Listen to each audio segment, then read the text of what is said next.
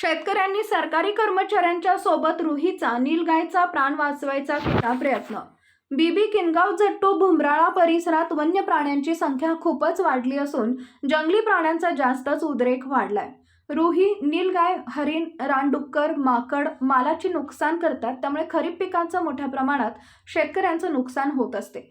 तरी सुद्धा शेतकरी किती जनावरांप्रती प्रेमळ व दयावान आहेत। लोणार तालुक्यातील किनगाव जट्टू शिवारात सावरगाव तेली रोडवर शेतात एक रुही नीलगाय रोडच्या बाजूला असलेल्या शेतात तडफडत होता।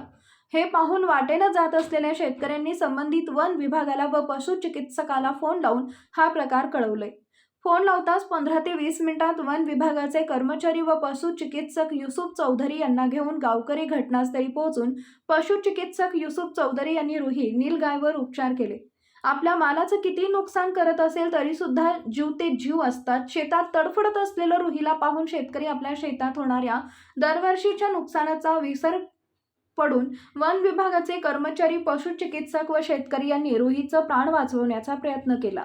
बीबी किनगाव जट्टू भुमराळा सावरगाव परिसरात वन्य प्राण्यांची संख्या खूपच वाढलेली आहे, म्हणून वन्य प्राण्यांचा बंदोबस्त करण्याची मागणी परिसरातील शेतकरी करत आहेत। सूर्या मराठी न्यूजसाठी सय्यद जहीर, लोणार, बुलढाणा। महाराष्ट्रातील महत्त्वाच्या व ताज्या घडामोडी जाणून घेण्यासाठी आजच आमच्या सूर्या मराठी न्यूज चॅनलला सबस्क्राइब करा आणि बेल आयकॉन प्रेस करा।